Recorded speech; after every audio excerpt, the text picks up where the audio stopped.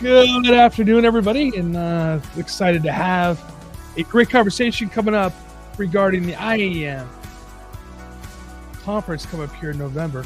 I have the conference chair, Duane with me. Duane, welcome to the show.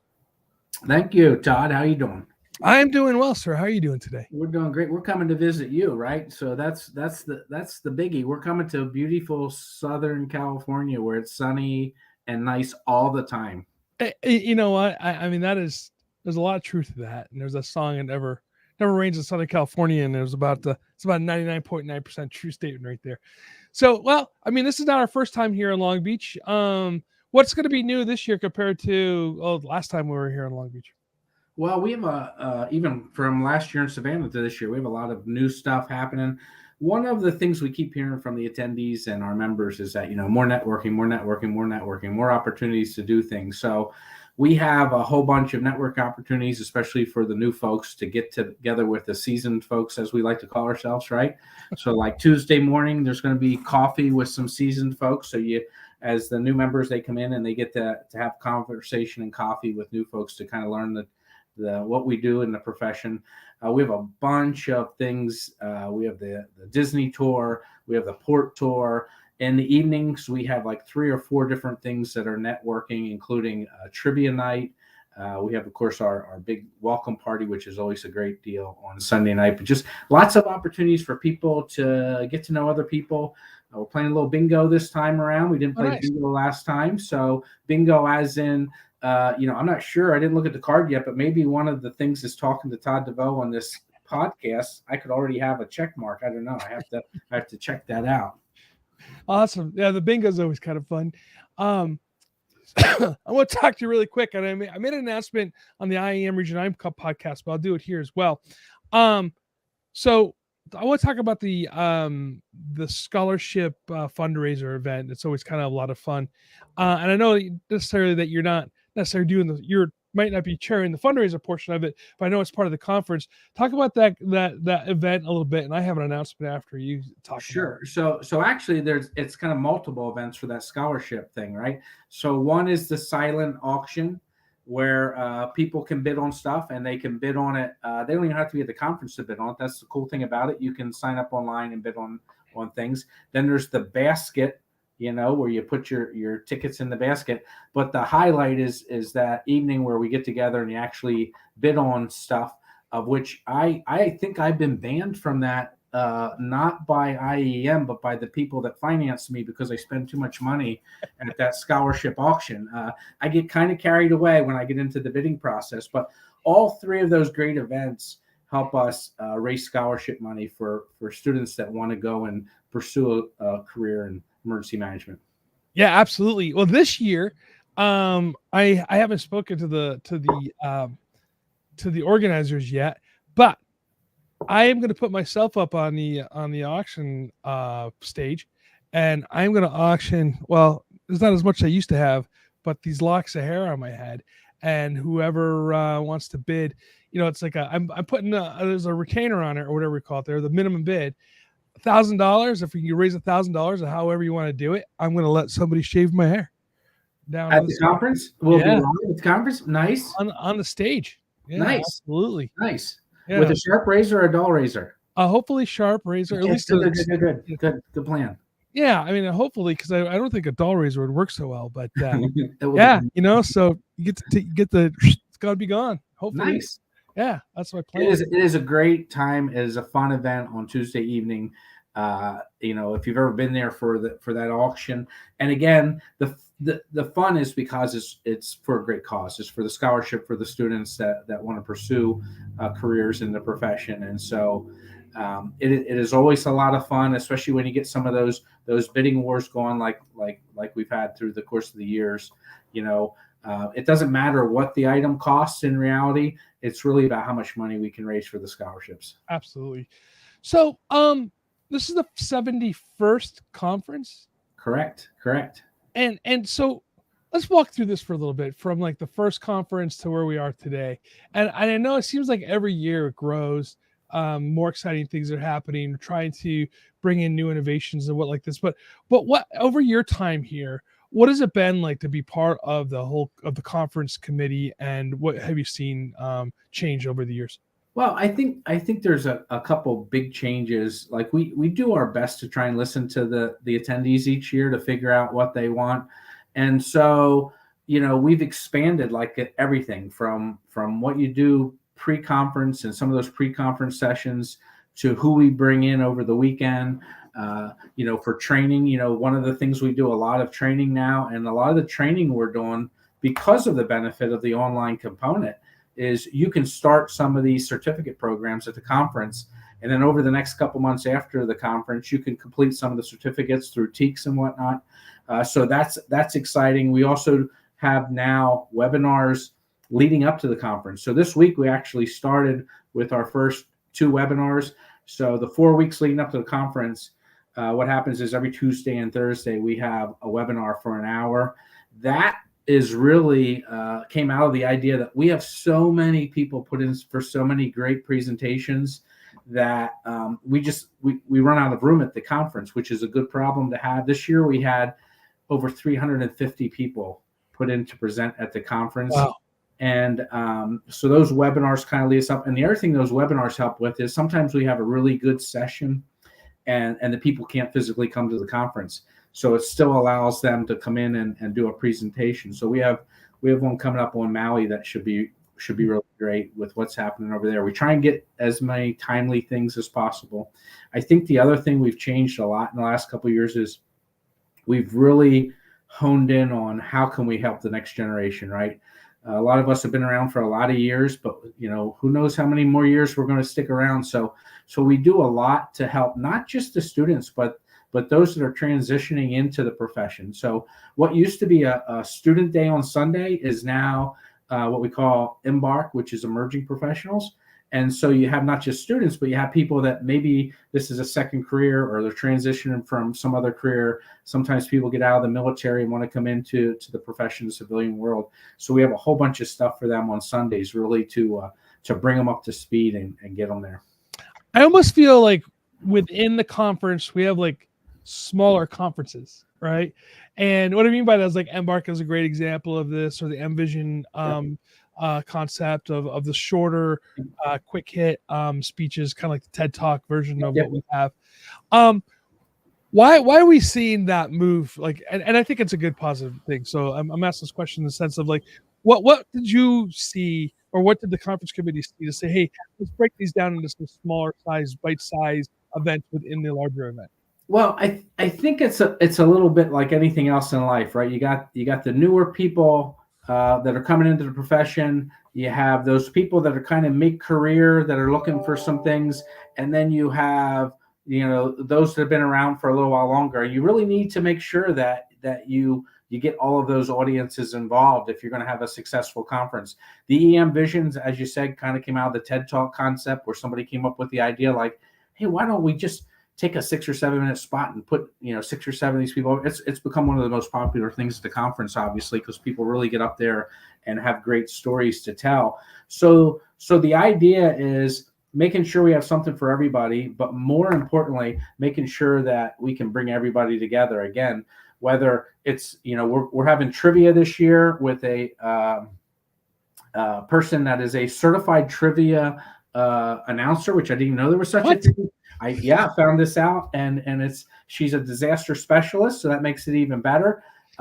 And so that's happening Sunday night. We have our IPA versus IAP thing where we learn about IAPs while drinking IPAs. Again, another good networking. We have the an earthquake movie coming in, which may be Disaster Quakes. Is that the right title? That's out of California.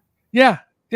So we're showing that on Monday night, and we also have Dr. Dave McIntyre coming in, and he's going to talk to us about what Eddie Van Halen has in common with emergency management, and that's on Monday night. So that will be cool too. Oh yeah, absolutely. I got to tell everybody too about the earthquake movie. I'm going to tell you something. You need to go and see this film.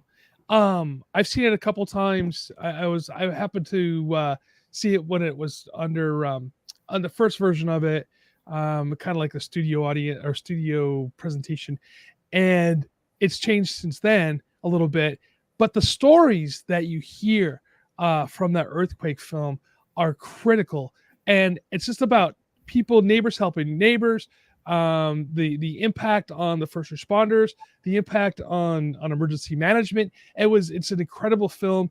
It's about the Northridge earthquake, and I hope that it'll be Mark Bentham is putting it on through the Earthquake Country Alliance, and I think it's an amazing film, so I highly recommend it. I had to look up the name because I want to make sure that I did service to it. So it's Quake Heroes: Inspiring Action Through Cinematic Storytelling, and it's about 45 minutes.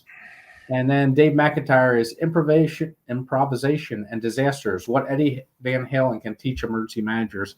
And I listened to his presentation, and that's an exciting one too. So just again, trying to get people, one of the things that happens a lot of times, depending where you go, is people kind of disperse in the evening, and it's like, hey, we want to try and keep people together and keep people networking. And so this is some opportunities to do that. Okay, so I have to ask this question, and it's going to be a difficult one to go through because people ask me all the time, hey, I put in for a presentation and I wasn't chosen. They kind of want to know why. And I really don't know why. Right. And I'm like, well, there's a process you have to go through, but I'd like to hear a little bit about that process and what can we do, or what advice can you give to people who have given proposals for presentations, but just didn't quite make the cut? So I think number one is don't give up.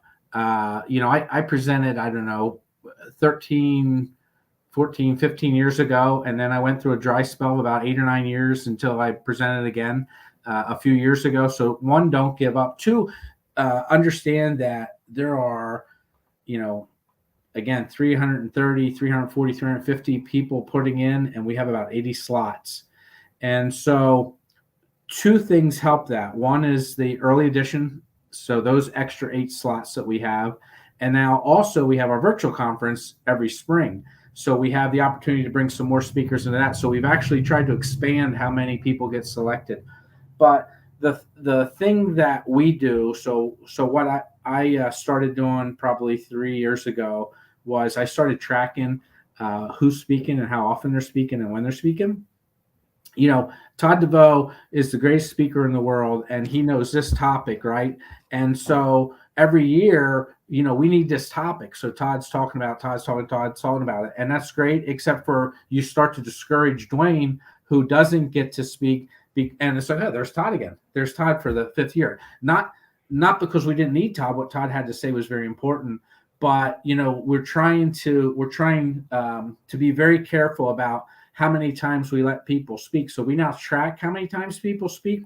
And the other thing that really narrows it down is that, we have topic areas like that we have to have, right? So you have to have, current events, and we talk about DEI, and we talk about exercises. And so sometimes it might be that, there's 20 submissions for topic A, whatever topic A is, and we just can't. They might all be great, but we just can't put all 20 of them in, because then you don't kind of get all of the right categories and areas we want. So what happens is, the way this works, so everybody knows, is that everybody on the conference committee reviews all of the presentations in the first round. Have you heard the speaker before? Yes or no? If yes, are they great speaker, bad speaker, blah, blah, blah. That's the first round. Second round, then we break them down, and we go through, and all the people in the conference committee go through, and they kind of grade them from a 10 to a 0, which nobody gets a 0, thankfully. They're all great presentations. But what happens is we have a punch list. Is the topic relevant? Is it something our audience would like to hear? Does the speaker have the qualifications? I can't talk about nuclear, a nuclear power plant, because I'm not a nuclear scientist, right? So if I have my bio doesn't match up with my presentation, that's kind of a red flag. So people do need to be careful with that also, right? Make sure that if you're an expert in X, make sure that we know you're an expert in X, because if we don't know you and we don't realize you have this direct connection and history, it makes it a little challenging for us. So we go through all that. That's that next round. Everybody gets graded, and then we have a committee of 8 people that get locked away in a secret room for 3 days. And for 3 days, we literally start at the top and work our way down through, and we start looking at presentations. Again, we look at, have they spoke the last 3 conferences in a row? Then they're probably not going to get selected again. Right. With the exception that if you have something that we just plain have to have, somebody talking about some important topic and there's nobody else presented or nobody else put in for it, that could happen. And then from there, we start to fill out the 80 slots, and then we start to fill out by category, right? So we have so many on exercises, so many on current events, and so many on this and so many on that. And that's how we kind of fill out our roles. Something that I did this year that I'm not sure has ever been done before, and maybe it has, is in years past, we would go out. Like last year we had General McChrystal, right? So he was doing the whole thing for FEMA. So it was kind of a natural connection. We reached out to him, we got him on the stage. And a lot of times, you're sitting in the audience, and I sat there for many years. I'm going, oh my gosh, this is Todd DeVoe speaking. But I could never be Todd DeVoe. I'm just little old Duane, right? And so this year, as we were looking through the speaker submissions, almost every single person that will be on the main stage was somebody that submitted for a breakout session. Oh, wow. But they were somebody with a relevant topic that we thought was important enough that we're going to put them on the main stage. Wow. And so when you're looking up there at the stage, you're going, well, it's just another Duane up there. It's another Todd up there, right? It's one of us. It's not somebody that's so high up there. Not that's not great to hear from them, but there's these compelling stories from people that put in to do a submission, and we're going to have them on the main stage. That's awesome. That answers my second question right there. So I do appreciate that. What can somebody who's never been to a conference, the IAEM conference, what can they expect on walking in, and what excitement can they get out of it? It was almost like I asked you to ask me that question, even though I didn't. So on October 18th, next week, we actually have a webinar at noon, and we have an overview of the conference. So you can go to the website, and you can see where you can log on. And if you can't be there at noon Eastern time on the 18th, it'll be recorded and it'll be on the website. But the conference, this is what I'm going to tell you.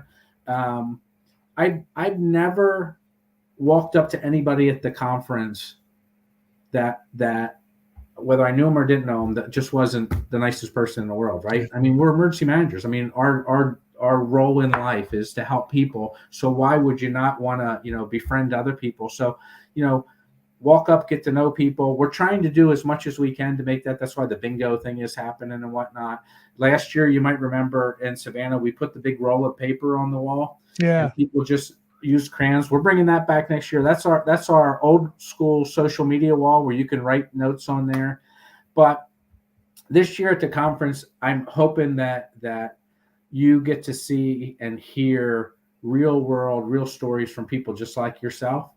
Some of the exceptions, the administrator of FEMA, obviously she's gonna be speaking this year. We're doing something a little bit different with her. We're actually gonna do a fireside chat rather than have her get up and just do a presentation. We're gonna ask her some questions, talk about some AI, some technology and whatnot. But for the most part, when you get to the conference, I think that it's like I always tell my students, don't talk to the people you know. You'll see them when you come back to school. Find people you don't know, people in the profession, people that might have a position that is a position that you think you would want to be. And I think, Todd, you can probably agree to this. You walk up to almost anybody and hey, here's so-and-so that works at such and such place. And my gosh, I've read your magazine, or I've read your article, or whatever it is, or I've heard about you. And you strike a little conversation, and they have a conversation with you. And I think that's what's great about this profession. And that's why this conference brings everybody together from all over, and you can really just engage, right? Just engage. Don't be a wallflower. Absolutely. That's what I love about this conference too, is like everybody's so humble. There's nobody that has like, oh yeah, I'm greater than thou and won't speak to you. Yeah. All the way from the female administrators who will, when they have time, will take time to talk to you, to, I tell this story because it's funny. sit down at the table around, because like that's the best part about lunch is it's just round tables, no one's assigned to anywhere. And you sit there, people walk over and say, "Hey, can I sit with you?" And you go, "Oh, so where you from?" And you start chit chatting with people. And at our table one time, I had the state emergency manager from Montana, I think it was. It was Montana. I had the Region 5 administrator, myself, a couple students that that came in. And we were having such a great conversation just about what's going on. And like the students that after a couple people walked away, one of the students goes, "Oh, who was that?" And I go, "Oh, yeah, that was the emergency manager from Montana, the state emergency manager."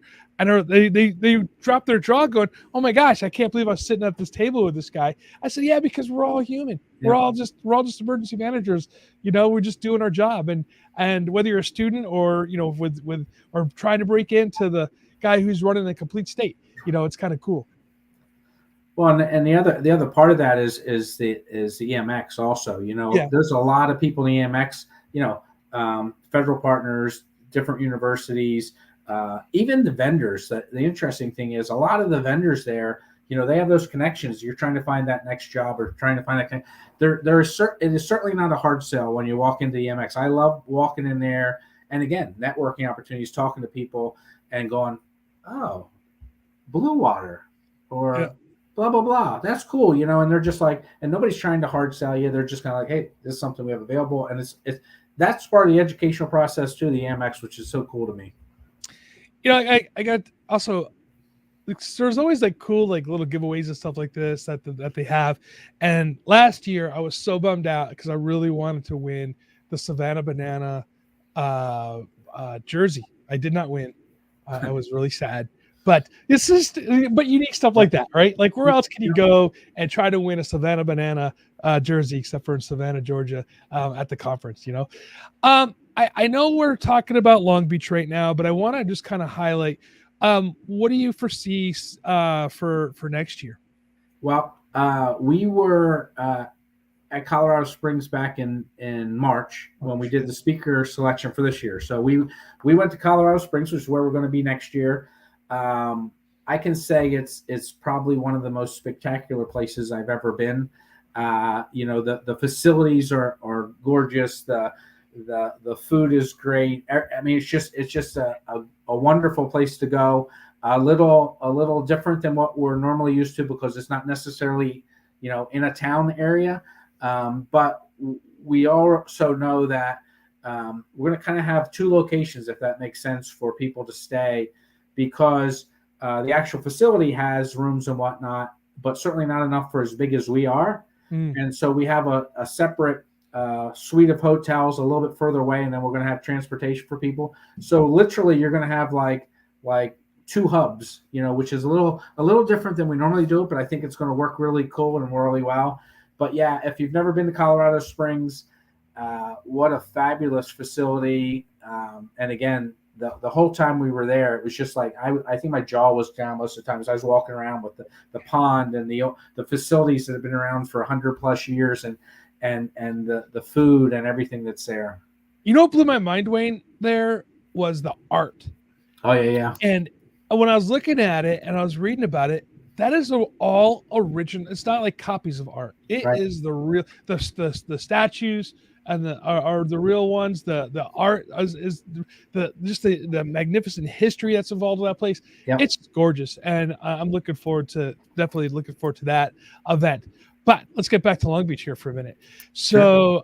I'll tell you, and I'm gonna talk about Region 9 here for a second. We're really excited to be hosting the conference this year. We have some really cool things happening within our region. Nice. Obviously, Disneyland is down the street. So for those of you that are coming with your family, if you guys want to visit Disneyland, also, I know it's sold out already, but the Disneyland EOC tour, I've been on it a couple of times. You'll learn more about Disneyland that you'll ever want to know. I think it's pretty exciting there. Take time to look at the LA Harbor as well. It's a really cool place. I know there's some stuff planned for that. There's the harbor cruise that's planned. Is that correct? Yes. We have a tour. Yep.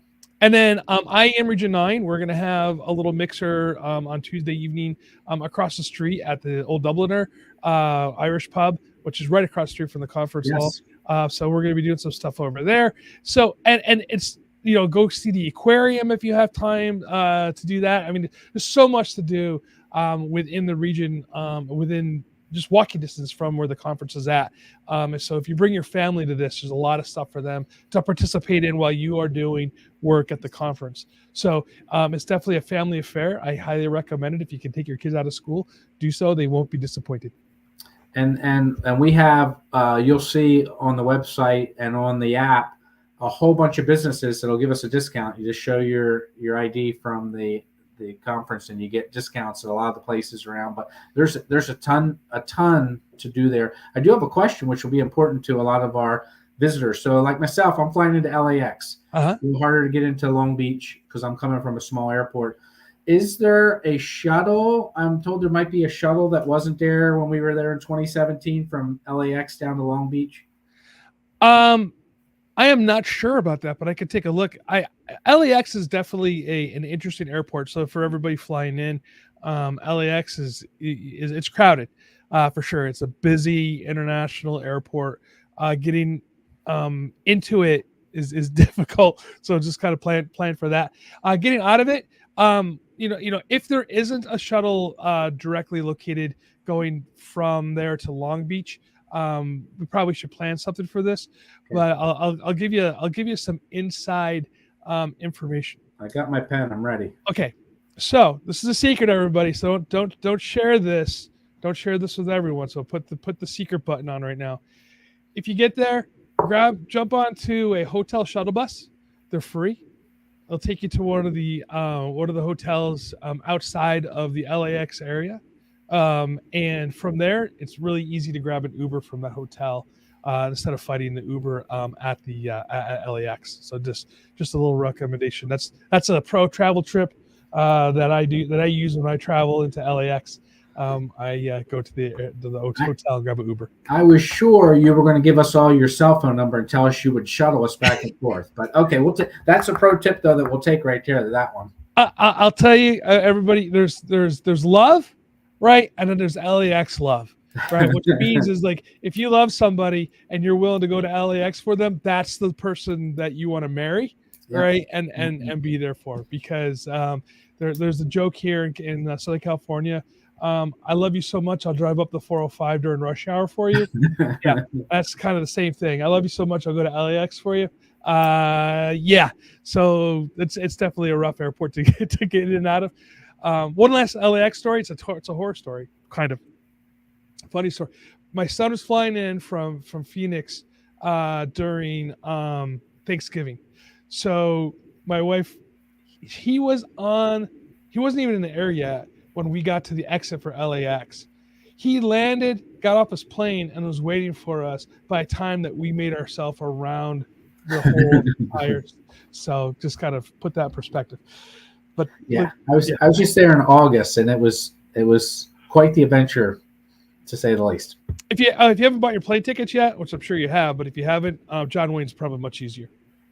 Yeah, I already have my tickets. Well, last time we flew right into Long Beach, but it was one of those things that it was so many extra connections. Long Beach, it just wasn't worth it. Long Beach is the best airport around. It's so small. But anyway, I digress onto this. Traveling for these things it's just some challenges for anyone, wherever you go, right. Challenge in travel in general. But it's always worth it when you get there. I highly recommend, if you haven't got your tickets yet for the conference, do so and come. Right, I would really love to see you. I'm going to be there on the floor of the expo. Come visit me there. I'd love to have coffee with you, sit down and chat about emergency management and everything else that's going on. Duane, I know you're super busy during the conference, but I know he'll wave to you as you walk by pretty quick. I always tell people, if you see me and you can stop me, do so and at least say hi. I'm usually I got my running shoes on most of the time during the conference. Absolutely. I get to say hi to you when you run by me. That's like But so, okay, I'm gonna let you have the last word. Any last word tips for people coming to the event, and what are the anything for them. I think that if you've never been to a conference, you got to come to this conference. And when you get there, just this literally, engage with as many people as possible. There's so much to do inside, outside the conference. We have so much stuff for you to do. We have at the conference in the evenings. It's going to be a whirlwind week from whenever you get there till Wednesday night or Thursday when you leave. But please come, and if you do come, just get involved, get engaged. Find that person that you always wanted to meet, that you read an article or you heard about them because they do this out of the air thing, and take the opportunity to expand your career. And if you're like myself and Todd, you've been around for a few more years, pass it along to the next generation. I mean, that's the goal. Absolutely. All right, Duane, thanks for being here. Thank you.